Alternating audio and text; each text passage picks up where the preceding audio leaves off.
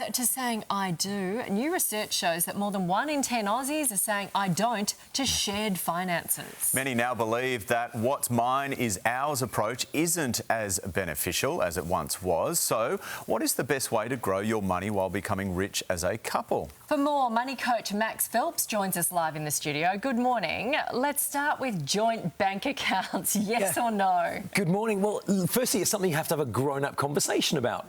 You can't just decide one thing and not. But me, I'm a big fan of having multiple bank accounts, and therefore, depending on your different purposes and different goals. So, for example, if you've got bills or holiday savings or saving for a house, it might make sense to put those ones together, especially if the one who's better with money looks after them.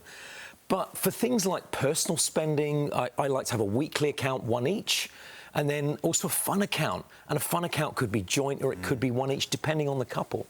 Like that fun bucket, we've heard it being phrased as well.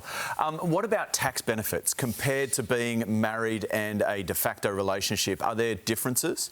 Hardly any in Australia. Right. In other countries, they have shared tax allowances. You can allocate assets between the two of you.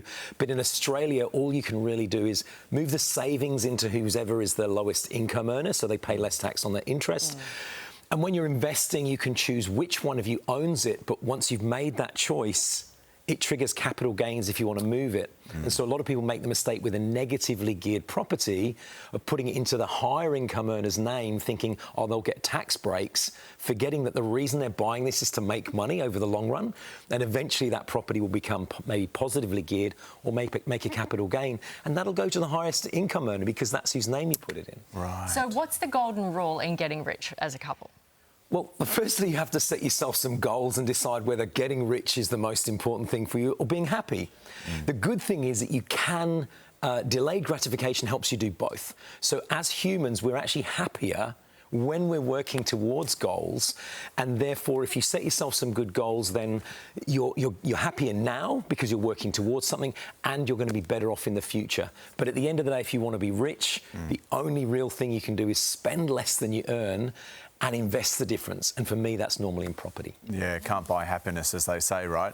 What if you haven't tied the knot yet? I mean, is it important to be on the same page before you go into that sort of commitment? Yeah, absolutely. But the way that we work at Golden Eggs is that we like to have, instead of just having a list of goals, these are the things we want to do. Break it down into short-term, medium-term and long-term. And also look at things like kids and family, about your home, where you want to live, your investments, your careers, your holidays and other big things. And if you break it down that way, it's much easier to have a conversation about, but is this something we do this year or in a few years' time, than it is to argue about, are we doing this at all, or is it a priority for this year?